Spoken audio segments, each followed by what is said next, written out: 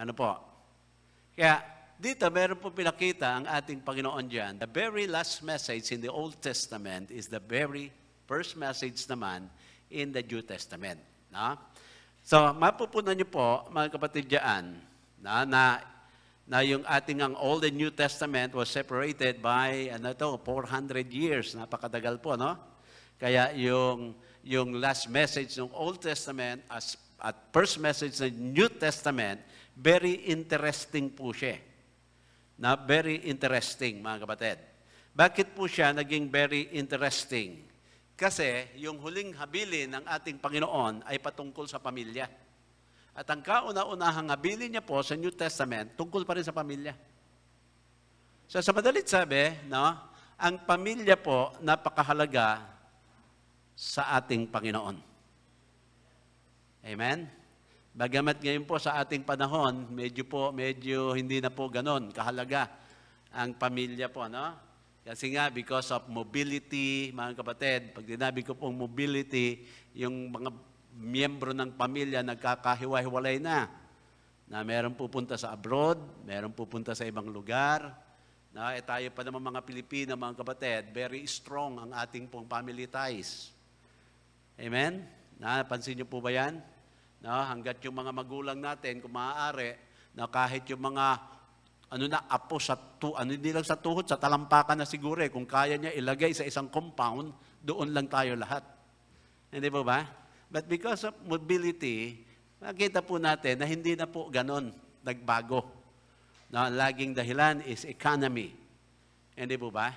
Pero ganon pa man, sabi nga ng ating Panginoon dito, na kung ayaw natin magkaroon ng sumpa, ayusin natin yung ating po pamilya. Amen? Sabi niya, tignan niyo po, and the disobedient to the wisdom of the just to make ready a people prepared for the Lord. So, dito, gusto ko pong i-discuss po sa inyo ngayon ang subject na how to preserve our family. Kailangan po yan, mga kapatid. Siguro, ilan po sa atin dito lumaki ng tinatawag nga po na broken family. Sana nga po, hindi tayo naging broken family kung nung mga unang panahon, yung ating mga magulang ay nakarinig na ng salita ng ating Panginoon. Kaya mga kapatid, sabi nga ng Panginoon, alam niyo ba, sabi ng Bible, kung alam mo na ang katotohanan at hindi mo pa rin sinunod, mas matindi ang magiging consequence doon sa mga hindi pa nakakaalam. Naalala niyo po yung pinagaling ng ating Panginoon na yung lumpo for 38 years, di ba? Sabi lang sa pool ng Bethsaida na kung sino rin yung unang makalundag doon, ay gagaling. Kaso nga lumpo siya, impotent siya. Hindi siya makagalaw, not unless meron pong bubuhat sa kanya. Ang problema, lahat na naka-standby doon, puro may sakit. So bago ikaw, ako muna. Ganun na nangyari. Pinagaling po ng ating Panginoon yan, di ba? Sabi niya, will thou, gusto mo bang gumaling? Sabi niya, paano ako gagaling kung wala namang tutulong sa akin? Ganun po. Kaya ito po yung isang larawan ng taong helpless, hopeless, friendless. Lahat po, nasa kanya. Pero pinagaling ng Panginoon. At nung nakita ng Panginoon, nung siya'y magaling na, nang lumalakad na po ito, nakita siya sa temple, sumasamba. Amen? So, ibig sabihin, mga kapatid, ang mga tumatanggap kay Kristo at sinasabing siya ay may Kristo sa puso, dapat nakikita po na sumasamba. Amen? Ngayon, sabi ng ating Panginoon sa kanya, go and sin no more, lest, sabi niya ganon, ng Panginoon, lest na mas grabe pa ang mangyayari sa iyo. Amen? So, sa madalit sabi, na pinapakita sa atin dito, tayo po, yung mga nag-i-enjoy na po ng salita ng Panginoon, dapat po, yung hindi lang po natin siya nabasa, hindi lang po natin siya narinig, dapat po na ipamumuhay din natin talaga. Amen? Kaya, yan po ang dapat nating makita. Na kailangan po ma-preserve yung pong pamilya po natin. Alam niyo po ba, pag ang ating pong pamilya maayos, ang ating bansa maayos. Amen? Saan ba nag-uumpisa, mga kapatid, lahat yan? Hindi ba sa tahanan? sa tahanan, mga kapatid. Na kaya ang diablo po, no, talaga pong 24/7 po siya na gusto niya pong gibain ang bawat tahanan. Kasi pag nasira ang tahanan, kaya niya po, mga kapatid, sirain ang buong bansa. Kaya niya rin sirain ang bawat pamilya, bawat churches ng ating Panginoon. Kaya dito, binibigay ng Panginoon sa atin, yung huling mensahe niya at yung unang mensahe niya ay patungkol ito sa bawat pamilya. Since ngayon nga po January, tayo po nasa family month eh. Di ba? Amen? Natutuwa ba kayo? Nandiyan po kayo sa inyong pamilya? Natutuwa ba kayo? May pamilya kayo? Amen. So, purihin ang ating Panginoon. Diyan po ay pinapakita sa atin. Kaya, alam niyo pa, yung mga family po natin, yung the home na kung tawagin po natin, na ang family po, ang pamilya po natin, ang nangyayari, naging fragmented na po tayo. Sabi nga sa inyo, hiwa-hiwalay na. Minsan po, mga kapatid, magkasama kayo sa isang bahay na, hindi pa rin kayo nagkikita. Lalo na po kung maraming kwarto yung bahay. May kanya-kanya na yung mga anak. Minsan hindi po natin makita yung mga anak natin eh. Pagdating niyaan, diretso sa kwarto, hawak ng mga gadget. Hindi po ba? Na minsan magkatabi na sa kainan, imbis na mag-uusap, nagte-text pa eh. Paabot nga nung patis, naka-text. Paabot ng patis, ha? Di ba, mga kapatid? Fragmented na po, na? Kaya minsan, akala natin, yan na po talaga ang trend ngayon. Hindi po, mga kapatid. Nagkaroon lang po tayo ng mga technology ngayon, pero ever since the devil is attacking the family. Noon pa po yan. Ngayon lang, medyo moderno na po tayo because of technology. Okay. Yeah. Tignan po, paano pa natin mapipreserve yan? Babalik po tayo, siyempre, sa mensahe ng ating Panginoon. Ito po, ang una, sa chapter 3 ng Colossians, verse number 18.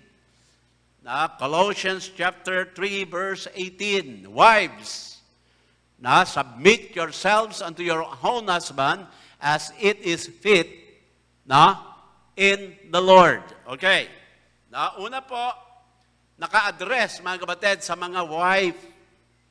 Tao po. Ano raw, mga kapatid, pag sinabing wives, ano ang kasunod na salita? Ano raw? Lakasan nyo nga. Yung mga balo ang malalakas magsalita, submit eh. Dapat yung mga buhay pa'y husband nyo, ha? Kaya sabi diyan, wives, ano raw? Submit unto your own husband.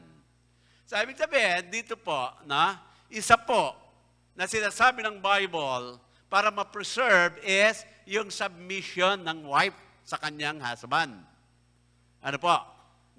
Sa hindi po nababago yan, yung pa rin eh. Kahit sabihin natin, ikaw po yung mas malaki kita mo kaysa sa iyong husband. Sabihin, kahit mas mayaman ka, minsan nagtataka ko, bakit yung babae, yung wife, mayaman kaysa sa lalaki? Magkaiba ba yaman nun? O yung lalaki mayaman, yung babae mahirap. Mag-asawa. Sabi ng Panginoon, yung dalawa'y pinag-isa. Amen? Amen? Ibig sabihin, mga kapatid, yung yaman dapat, o yung kung ano man po, yung material na bagay, dapat po, nag-isa na po yan ng husband and wife. Amen? Opo. Parang mahina yung ano nyo. Wala yatang submission dito. May mga COVID ba kayo?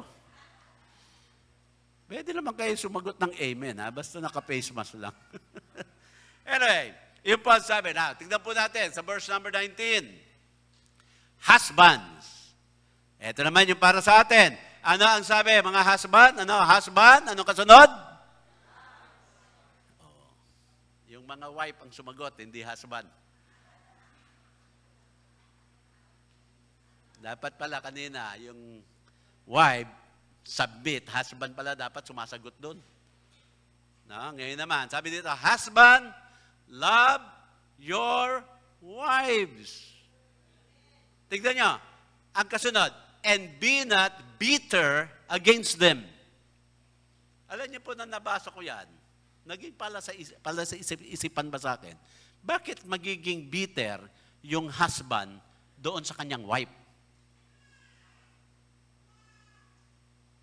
Amen?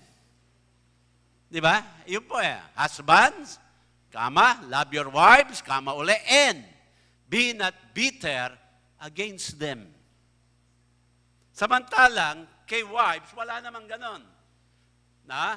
Meron kasi mga pagkakataon, tignan nyo po pag pinag-usapan na yung submission at yung love, sabi, bakit hindi mo siya, ba't ayaw mo mag-submit? Hindi ko naman nararamdaman na mahal niya ako Di ba? Sabi na, ba't ayaw mo siyang mahalin? Hindi ko naman nararamdaman na siya ay nagsasubmit sa akin Pero alam niyo po ba, ito po mas mabigat yung utos sa husband. Sabi, and be not bitter unto them. Ibig sabihin, kung hindi mo nakikita siya na nagsasubmit, love pa rin. Hindi nawawala. Tao po. Amen? Kasi yun ang utos, mga kapatid Husbands, love your wives, and be not bitter against them. Amen? Meron ako nakausap na, nag-aaway. Sabi ko, ba't kayo nag-aaway?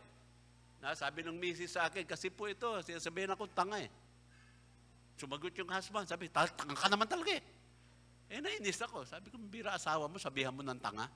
Sabi ko, bakit mo sinabing tanga siya? Paano po, mahina sa diskarte. Sabi ko doon sa husband, alam mo ba, mas tanga ka. Bakit naman po? Alam mo ng tanga, pinakasalan mo pa O di mas tanga ka. Di nakabang nakaganti, di ba? Napangiti yung misis Kahit tinabihan siya tanga Tanga ako, pero tanga siya.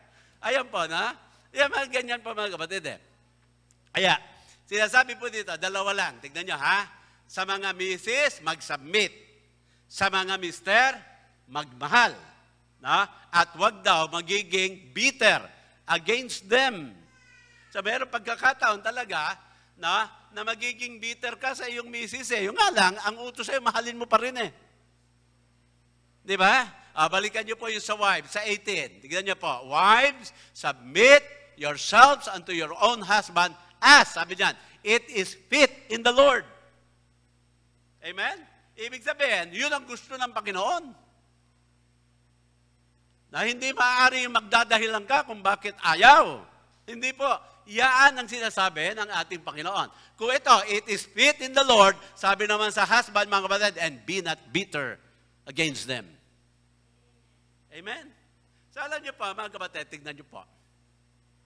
Pag ganyan po, maging kaisipan natin lahat, wala pong mamalakihan, mga kapatid Wala pong, di ba? Minsan kasi, pag halimbawa, nung yung isa, magsosorry na nga. Sorry nahihiningan, sorry. Nagmamalaki pa Nagsorry na nga, nagmalaki pa. Amen? Di lalong gugulo. Magsasalita yung mister sasabihin, pambira ka, nagsosorry na nga ako, ganyan ka pa, nagmamalaki ka pa. Para ang tapang-tapang mo, nawawala tuloy ang pagkalalaki ko. Pagiging macho ba? But anyway, yan po ang sabi ng ating Bible. Ano po? At mas maganda, Bible po talaga. Kaya love is always a commitment to meet needs. Ayan po. Kaya pag sinabi po, alam niyo po kasi ang love, giving and taking po yan. Two-way po ang love Hindi siya one-way lamang. Hindi po yung ikaw lang, mga kapatid, ang naghihintay na mahalin. Hindi po. Two-way po yan. Ibig sabihin, na yung pagmamahal sa iyo, babalikan mo rin ang pagmamahal. Kung sinabi ng Bible, ang gagawin ng isang husband, mahalin yung kanyang asawa, ang balik naman ng asawa, doon sa husband yon, submission. Amen? At pag nakita naman, submission, ang balik lagi nitong mister ay pag-ibig. Amen? Kasi maraming beses po, sinabi ng Biblia diyan, husband, love your wife. Husband, love your wife. Now, yung mga wife naman, submit to your own husband. Iisa lang po, mga kapatid, ang nasa Bible na sinabi po ng wife, love your husband. Ano po yan? Sinabi po na si Paul pa rin, na nagsabi po niyan sa kanyang epistle na turuan yung mga young ladies, young women, to love their husband. Yon. Ano po? So, dalawa na po ang in-address dito. Tignan po natin, yung kasunod pa niyan. Verse number 20. Ito na po. Para sa mga anak naman. May mga anak ba dito? Mag-amen nga kayo, mga anak. Ano naman ang utos? Mga anak, children, obey your parents in all things. Nakita niyo po yung bigat ng obedience, ng utos? In all things. Na? For this is well-pleasing unto the Lord. Na? So, ibig sabihin, ang obedience ng anak sa lahat ng bagay. Hindi po sa mga bagay-bagay na gusto niya lang sumunod. Sabi, pag nagbigay ng 10 na dapat kang susunod, hindi ka mamimili. No? Ng 5 lang ang gagawin mo. Yung 5 hindi.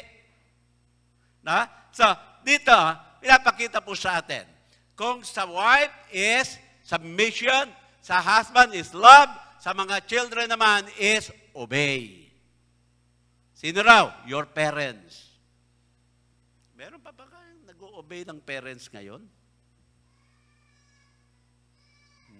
Minsan nga, yung mga anak, di ba?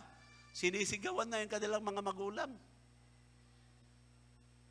Tao po, nagmamalaki na.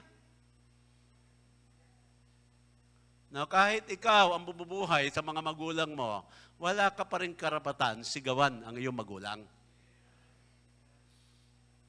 Wala po. Na? Kung ikay may Kristo sa puso, siguro kung wala kang Kristo sa puso, pwede mong gawin yan. Yung nga, haharap ka pa rin sa Panginoon. Kaya mahirap, mga kapatid, yung magulang na pinababayaan ng mga anak pag matanda na. Diba, minsan meron ako nababasa sa Facebook ba, na, ano ba ito, yung matatandang magulang nasa cellphone repair shop. Nasira daw yung cellphone nila kasi daw walang ring. Sabi nung repairman, sabi niya, Tay, Nay, wala pong sira yung cellphone nyo. Ganun ba? Bakit hindi ako tinatawagan ng mga anak ko? Kala ko hindi lang nagre-ring. Amen? Kayo ba may regular na tawag sa mga magulang? Opo, hindi yung tatawag ka, hihingi ka lang ng pera. Minsan po, pag naglambing yung mga anak, sasabihin mo, anong kailangan mo? Dahil hindi normal eh. Na? Pero ganun pa man, sabi nga dito, children, obey your parents in all things, for this is well-pleasing unto the Lord. Amen? Alam niyo po ba, tignan niyo 70% ng mga young people ngayon, never come to church. Kung nakarating man yan ng mga bata pa na hindi na bumabalik, 70% po yan eh. Malungkot mga kapatid. Alam niyo kung bakit hindi bumabalik yung 70%? Kasi yung magulang nila, hindi rin naman nag-attend ng church eh. Kung yung mga magulang na faithful na po sa attendance, nawawalan pa ng anak na pagbalik o umattend ng church, lalo na yung mga magulang na hindi na nag-church. Hindi pa pwede mga kapatid, ikaw ay magulang, tapos, pagagalitan mo yung mga anak mo na hindi mag-church kung ikaw mismo hindi umaattend. Actually po, nawawala yung iyong tinatawag na moral authority. Bakit mo ipipilit yung gusto mo kung yung gusto mo nga ipilit, ayaw mo naman gawin? Di ba ba? Yun po ang malungkot mga kapatid eh. Kaya ano po ang nangyayari po sa atin ngayon? Yung kung hindi po problema ng mga anak yung magulang, yung mga magulang, problema ang mga anak. Bakit po? Fragmented na po tayo. Sabi ko nga sa inyo, because of mobility, because of technology, mga kapatid. And we become busy. Lagi, nagiging preoccupied po ang ating mga oras. Na pag tinanong, hindi na kita nakikita po sa bahay. Ang sasagot lang naman natin itong ginagawa ko para sa inyo din naman Maganda mga kapatid. Maganda po ang ating po mga motibo, pero kailangan i-balance po natin yan. Amen? Na? Dapat yung mga prime time natin, naibibigay pa rin natin sa kanila. Amen? Kaya nga nung sumakit yung tuhod ko, alam niyo po, malungkot ako eh. Sabi ko, paano kaya pag dumating yung mga apo ko dito, hindi ko na sila mabuhat. Hindi na ako pwede makipaghabulan.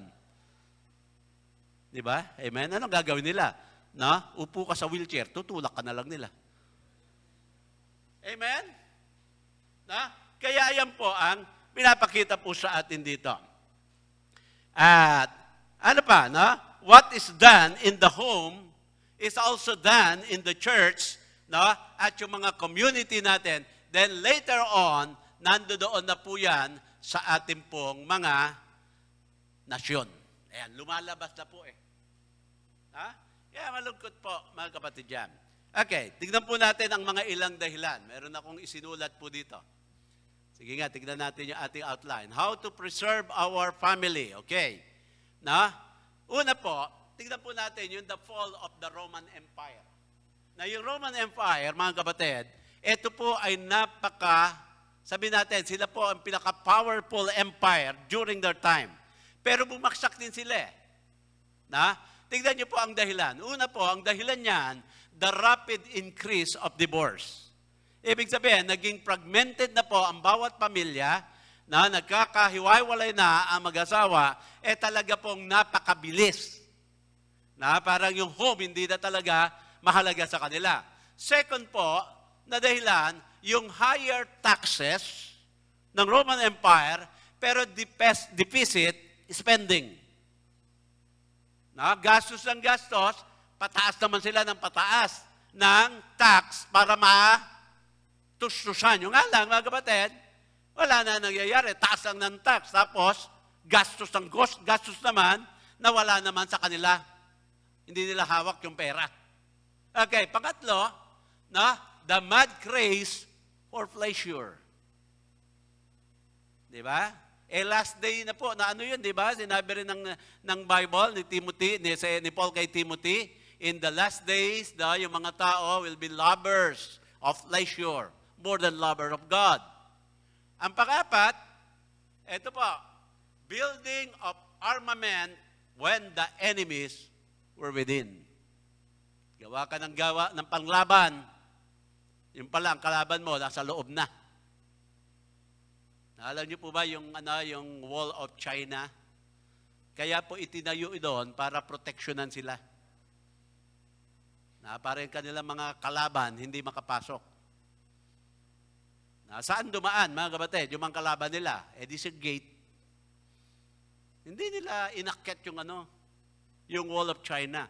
Sa gate sila. Ano ang ginawa po ng mga kaaway? Binribe yung mga gatekeeper. Binayaran. So, parang baliwala din yung ginawa nila. Okay, number 5. The decay of religion. Ayan. Decay of religion. Kaya yan po ang malungkot, mga kapatid. Ngayon, meron po tayo mga ilang kadahilanan. Bakit po nasisira ang bawat yung pamilya? Number 1, social media, maling gamit.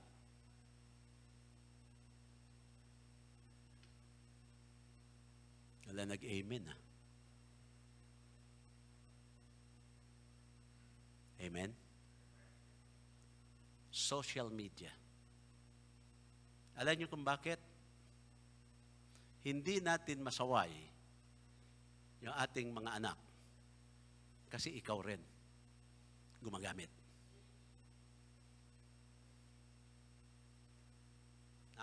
Alam niyo po, yung internet natin, yung technology, okay yan eh. Okay, mga kapatid. Pero lahat ng okay, pag mali ang pagkakagamit, hindi na siya nagiging okay. Diba? Ano nangyayari po sa atin pag nag-social media po tayo? Alam niyo po ba, mga kapatid, minsan magpo-post ka po ng masasarap na pagkain habang ang mga iba'y walang makain. Amen? Ano pa ang pinagpo-post mo dyan? Selfie ka ng selfie, mga kapatid. Na pag nag-selfie ka at ipopost mo, hindi ko na sabi masama yan, pero anong motibo mo, mga kapatid? Na gusto mo ipakita yung iyong maalindog na katawan? Yung muscle mo po? Na? Kaya, mga kapatid, walang saysay eh. Di ba? Para ma-update ko ano na itsura ko ngayon. Na? Kaya yan po, na pag mali ang pagkakagamit, yun po ang nangyayari. Alam niyo po mga kapatid, na yung social media po natin ngayon, mas madaling nakapasok because of the pandemic. Dati pinagbabawalan natin yung mga anak natin na nakaganon, di ba? Ngayon, na pag tinanong mo, anong ginagawa mo? Na, ikaw ba ay nag-ano ang tawag dyan? Tawag nila yung learning, yung online learning. Na, sabihin, kanina po, nagpahinga lang ako, kaya nag-game ako. Pero mga kapatid, bantayan mo yan. Ilang oras ang ginugol niya po doon sa kanyang pag-aaral online at ilang oras ang kanyang ginugugol para maglaro. Amen? Amen? Amen? Meron bang online learning ng alas 12 ng hating gabi? Hanggat alas 2 ng madaling araw? Ang sipag naman ng mga teacher nyo. Dapat sabitan ng medalya yun eh. Amen? Tao po. Oh, mga anak, ano sabi? Obey your parents. Kaya pag sinabi dapat ng magulang, tigil mo na yan. Matulog ka na. Tao po.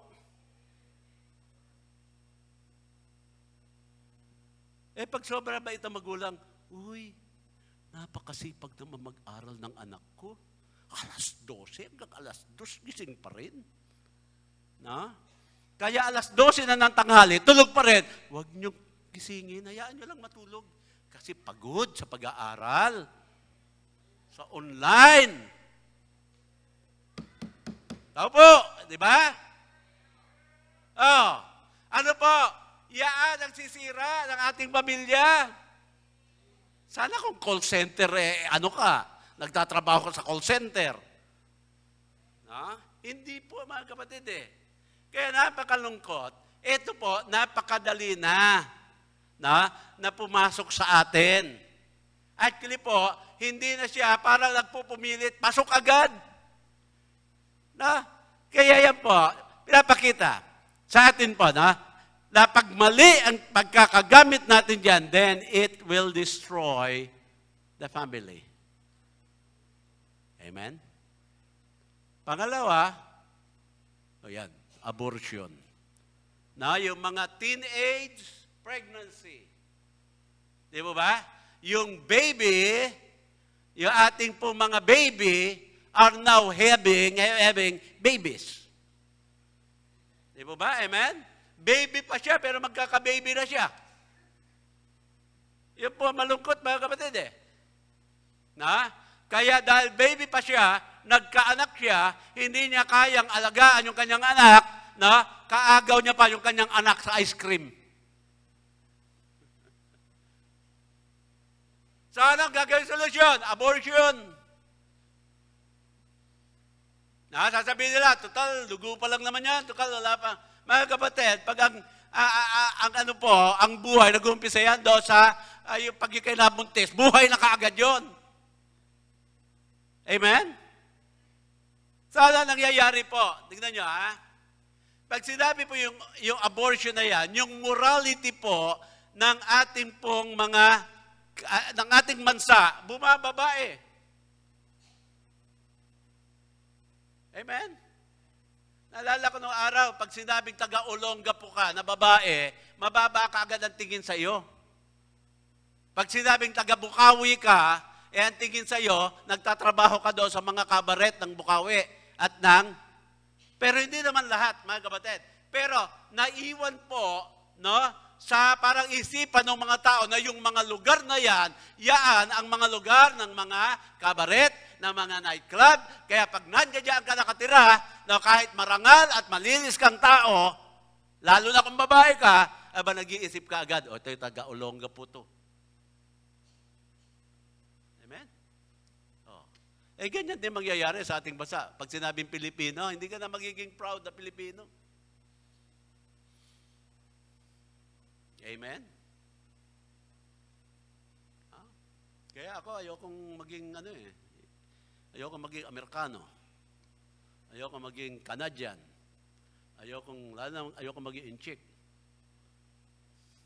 Pilipino pa rin po ako. Amen? Na? Ano pa po? Ito, pangatlo. Casualty toward the house of God. Casualty toward the house of God. Ibig po sabihin, mga kapatid, no? Ang pag-attend sa church ngayon, sa bawat miyembro ng pamilya, minsan po, dumarating tayo doon sa pilitan. Pipilitin ka pa na mag-attend ng church. Opo. Na? At sa lahat ng araw, na ang mga miyembro ng ating church, bakit kaya na napakahirap gumising kapag araw ng linggo? Araw lang naman ang linggo. Bakit pag Lunes na, hindi na? Pag Martes, hindi na. Pag Sabado, hindi na. Pag araw ng linggo, ang hirap manggising. Opo. Amen? Tapos magtatanong tayo, bakit tayo ganito ngayon? Alam niyo po, noong 1960s, Tatay Manny, 1960s, yan, sila Rene. Hindi. Noong 1960 po, diyan po sumikat yung mga Beatles. Kaya lahat ng mga kabataan lalaki noon, puro parang mga bunot ang mga ulo, Beatles eh. Diyan na po nagusbungan yung mga rock and roll. Di ba ba? Amen? Ngayon, yung ating yung mga magulang, sila yung kabataan noong 1960s eh. So doon po sila natangay ng mga Beatles, mga rock and roll. Di ba ba? Ngayon, yung mga yan, mga kapatid, noong 70s, yan na po yung mga nagsipag-asawa, nagsipamilya ng 80s. So, ano nangyari po? Wala na silang maituro na yung mga respeto, mga ganito, mga ganoon. Wala na eh. Kasi hindi na nga nila natutunan noong 1960s. Pero mga kapatid, noong 1950s, mababa, makikita po natin, tingin lang ng magulang sa anak, yumuyuko na. Kahit sabihin mo po na yung nanay at tatay, kahit 14 pa ang kanilang mga anak, tingin lang po yan. Amen? Amen? Ngayon, sino pa ang tumitiklop? Tingin ng anak sa magulang. Tiklop ang magulang.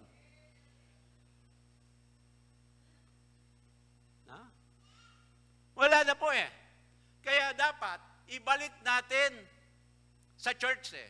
Kaya sabi nga dito, mga kapatid, sa Hebrews 10:25, not forsaking the assembling of ourselves together, as the manner of some is, but exhorting one another, and so much the more as ye see the day approaching. Wag po natin, mga kapatid, tratuin ang church na parang palipasan lang ng oras. Pag libre ka ngayong araw ng linggo na ngayon, mag-church ako. Pero pag hindi ako libre, doon ako sa aking mga lakad. Pakalungkot naman. Samantalang sabi ng Panginoon, sa Bible, na namatay si Kristo para sa church. Tapos, ang ating pong treatment sa church, pag meron lang tayong panahon. Tao po. Kaya yan po, yung casualty toward the house of God. Hindi dapat po, mga kapatid, nawawala yung ating pong tingin. Na ang church pa rin, ang tahanan ng Panginoon, ay isang lugar na kung saan naroon po tayo at sumasamba sa Kanya.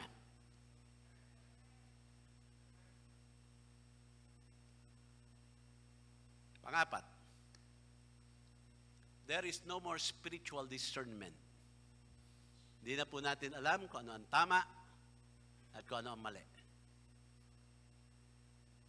Ha? Bakit po? Kasi nga, yung mga prayers at yung mga Bible reading, nawala na rin sa bawat tahanan.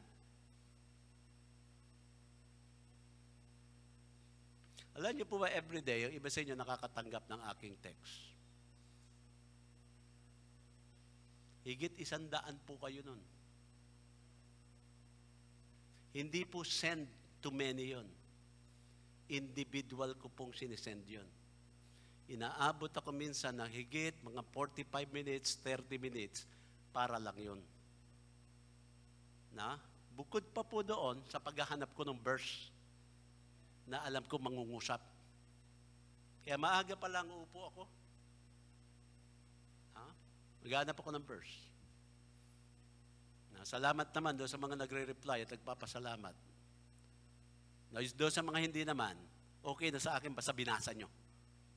Baka wala kayong load eh. Anyway, na, sabihin, na yung mga ganon, kahit papano minsan kasi baka machambahan ka. Yung verse na napadala ko, yung pala yung kailangan mo ng araw na yun. Hindi po ba, amen? Hindi naman sa lahat siguro mangungusap eh.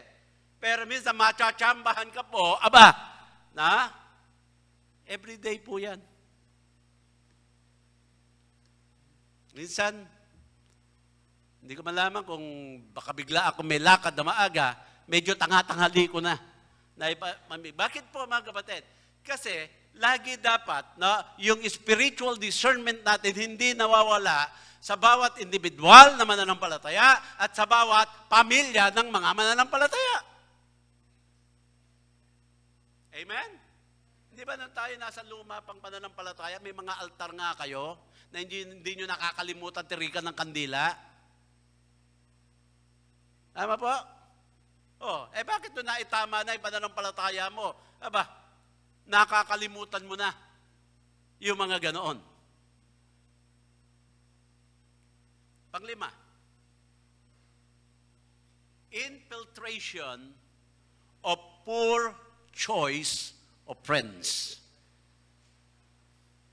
Alam niyo po mga kapatid, may kasabihan. Ipakilala mo sa akin yung mga kaibigan mo, sasabihin ko sa iyo ang iyong future. Amen? Now, tingnan niyo po dito sa Proverbs, chapter 1, verse 18. Proverbs 1:18. Sabi diyan, ano? And they lay wait for their own blood. Parang hindi yata yan. Dali, namali yata ako ng bigay. 1:10. Ayan. My son, if sinners entice thee, consent them thou not. Alam niyo pa, pag namali ang mga kaibigan na kasama mo, na, dadalhin ka dyan sa kasamaan. Amen? Iba po yung pakikisama sa pakikisama. Amen? Kasi yayayay ka, yun naman tayo. Ayoko. Wala ka naman pakisama eh. Iba po yung pakisama sa pakikisama. Tama po ba? Amen? Kaya sabi dito, pag wrong choice of friends ka po, ano ang mangyayari, mga kapatid? Ayan, na, nung una kang uminom ng alak, sino ba nagturo sa dyan? Di ba kaibigan? Nung una ka, mga kapatid, nakainom ng mga pinagbabawal na gamot, na una kang nagsugal, una kang gumawa ng alam mong kamunduhan. Sino ba yan? Di ba mga kaibigan? Amen? No, kaya dapat kung meron kang mga best friends, no, kasamahan mo sa church o mananampalataya. Kung meron ka mang tatakbuhan para sa mga payo, doon ka pupunta sa mga taong alam mo may Kristo sa puso.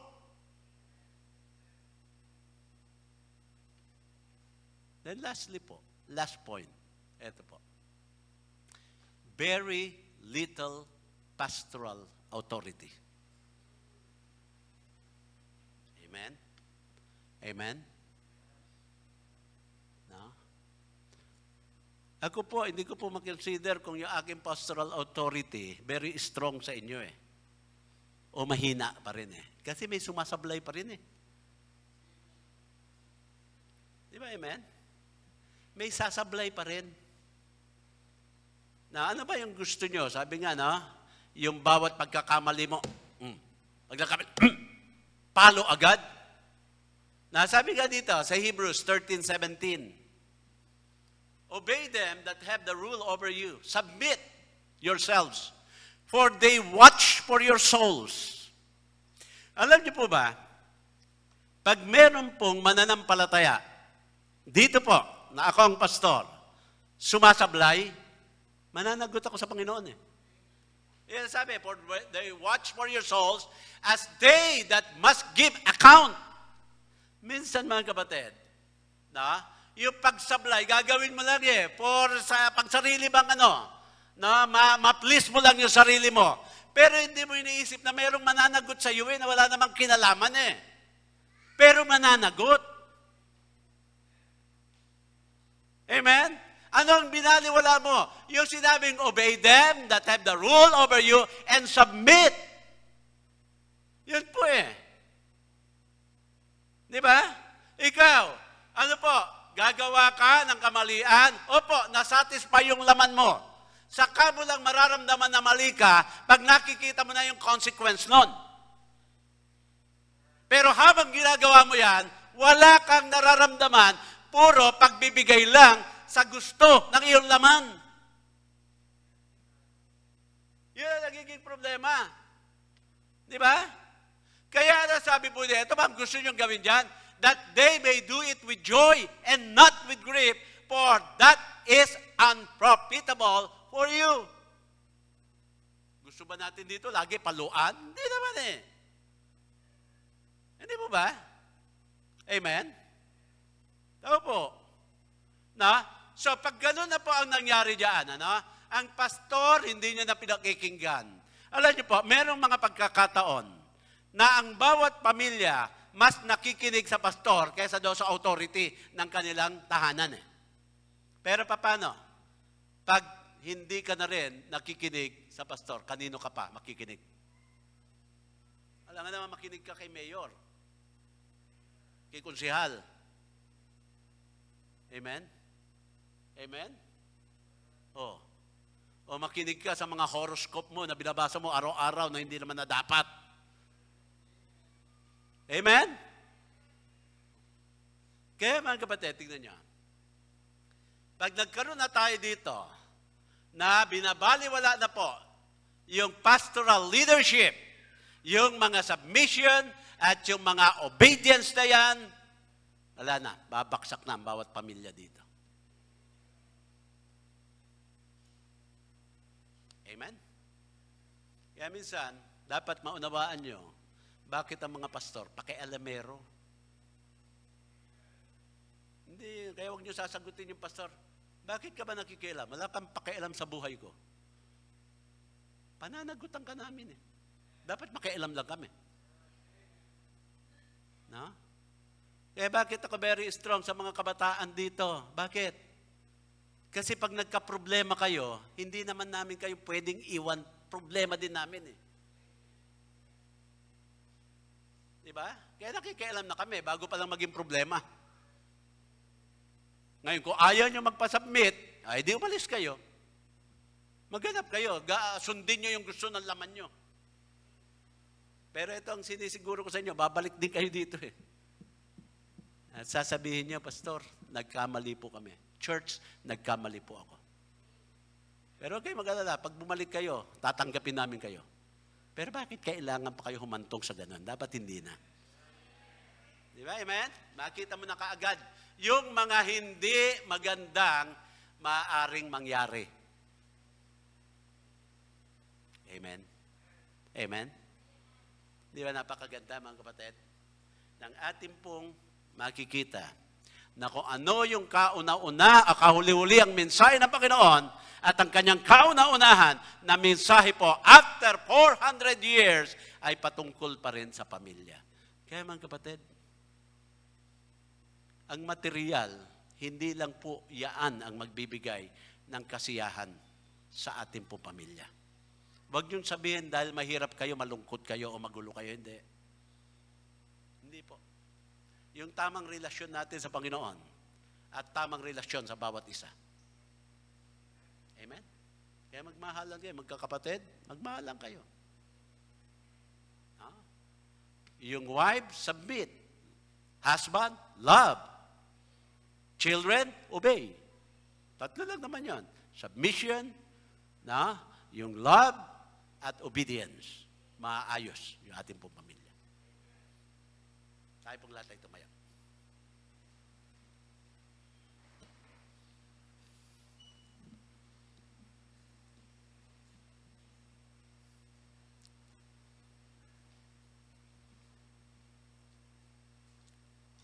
Tayo po'y manalangin.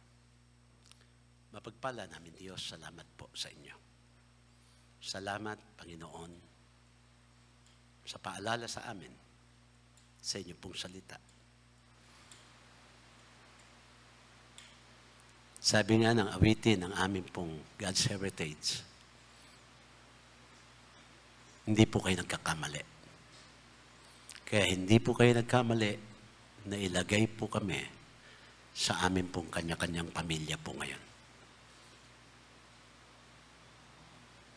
Kaya eto po, alam namin, Panginoon, na kung ano man po yung mga naging pagkukulang namin, marahil amin na pong hinaharap ang resulta po niyan ngayon. Pero alam naman namin, Panginoon, hindi pa rin huli ang lahat. Pwede pa rin po ito maiayos sa tulong mo po, Panginoon. Kaya Lord, patuloy po kayo mangusap sa amin pong puso at isipan ngayon. At kung ano man po, Panginoon, ang inilagay mo po sa aming puso na mensahe, dito po sa altar na ito, Panginoon, kami po ay lumapit sa inyo. Kaya Lord, dalangin po rin namin ang mga nasa kanya-kanya pong mga tahanan, naway naging hamon din po, Panginoon, sa kanila po. Kaya Panginoon, sa panyaya po namin, kilusin mo po ang bawat puso ngayon. At dito nga po, sa altar nito, kami po ay manalangin. At ganun din sa altar ng mga anak mo po, nasa kanila po mga tahanan. Ito po, Panginoon, lahat ay amin po hiniling sa pangalan ni Jesus. Habang lahat na kayo ko, na naman ang mensahe sa iyo ng Panginoon, would you come? Halika rito po. Sige po.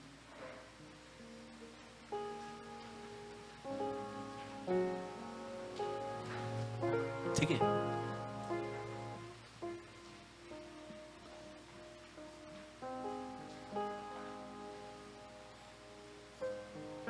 I-dedicate mo ang iyong pamilya sa Panginoon.